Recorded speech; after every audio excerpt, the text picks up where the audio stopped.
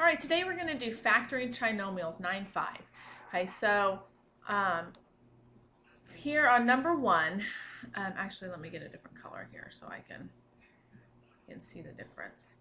Okay, when we are factoring, so factoring is the opposite of foiling. Okay, so when we did the FOIL method, this is the, oops, well now I can't spell,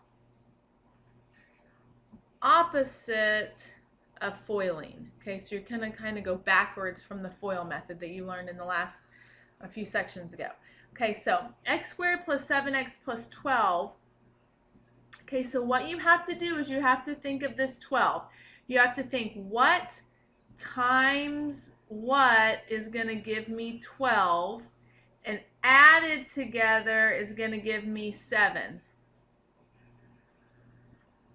Okay, so what we have to do on that is you have to take all the things that multiply to give you 12. Okay, well there's 12 in one, and you don't have to do this every time if you can get it right off. There's 6 and 2, and there's 3 and 4. Well, which of these when added together gives you 4? I'm sorry, it gives you 7. Okay, so, well, it would be this one, the 3 plus 4. All right, so when we come over here, I don't know, this new stuff is driving me crazy. Okay, so when we come over here, you'll split it up like this. X plus 3 times x plus 4, that is factoring. And remember, how we did that is we took this 3 times 4 gives you 12, and then 3 plus 4 gives you 7. Okay, and then it'll just look like this. Okay, so, oops, I just exited that out. Oh, it's driving me crazy. I did an update, now I can't get my stuff to do what I want. Okay, so if we come over here, we have our 10, and it's always multiplied to get the last number, added to get the middle. Okay, so we have to multiply to get 10. Well, we have 10 and 1, we have 5 and 2, and that's it. Okay, well, which one of these adds together to give you 7? Well, 5 and 2. So G plus 5 and G plus 2.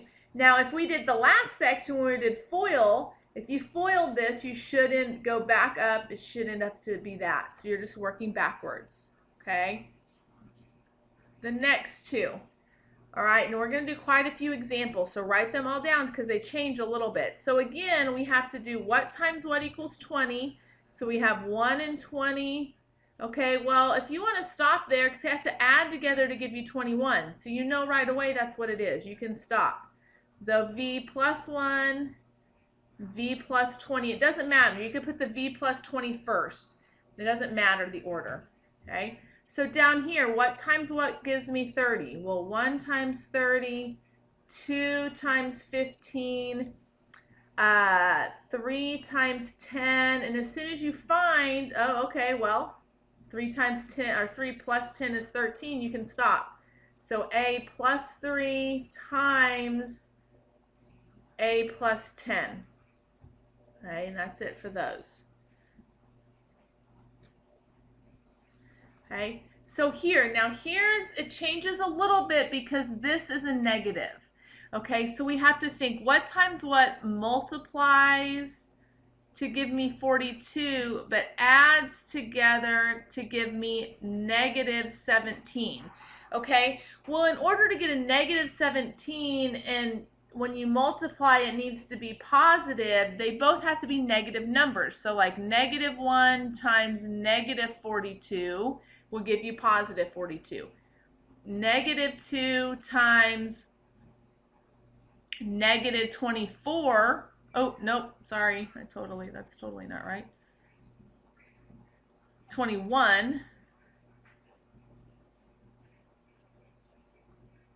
Okay. What's another one? I've just gone blank on what I'm doing here. Oh, negative 3 times what? Negative 14. 4 and 3 is 12. 3, 42. Yeah. Okay, so, and again, you can use your calculator to figure those out. And then you have to figure out which one added together gives you negative 17. Well, that's it right there. Okay, you can keep going if you want on those. Okay, but so this is now going to be x minus 3 times x minus 14. And when you multiply negative 3 and negative 14, you get positive 42. Okay, well, when you add them together, you get negative 17. That's where that comes from. Okay, so when we come down here, we're going to multiply to get 25, add to get negative 10. Okay, well, negative 1 times negative 25, but that doesn't give me negative 10.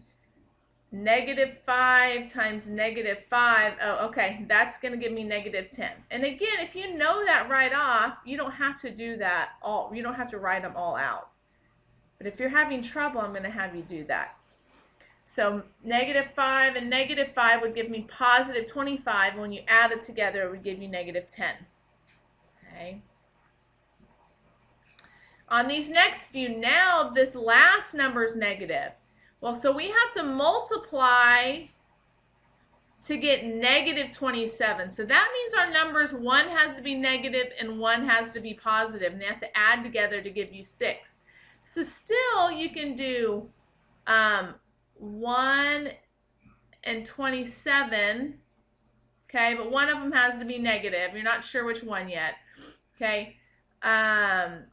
That's not going to give you 6, though. And then 2 doesn't go into it. 3 and 9. Okay. And let's say it's the 9 is negative. Well, that's going to give you negative 27. But when you add that together, it's going to give you negative 6. But do we need negative 6? No, we need positive 6. So that means we need to make our 3 the negative.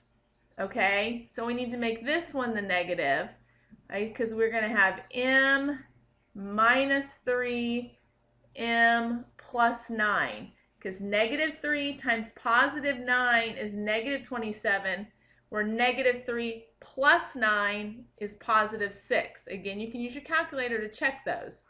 Okay, but one has to be positive, one has to be negative if this is negative, if the last number is negative. Okay. I'm going to draw a little line here so we don't get confused. So over here we need negative 18. Okay, well we can do negative 1 and positive 18. It needs to equal negative 3 though. Okay. Well, that's not going to give me negative 3. Or we can do negative 2 and 9. That's not going to give me negative 3. Negative 3 and 6. Okay, well, we know we can get a 3. That would give me positive 3. And when you add it up, it'd give you positive 3. So we know we would need to switch this negative 3 and make it the negative 6. Okay, so it'd be p plus 3, p minus 6. You can have the p minus 6 first. It doesn't matter. So when we multiply a positive and a negative, we get a negative. So if this is negative and this is negative, then the negative is going to go with the bigger number. Up here, when this was positive, the positive goes to the bigger number. Okay.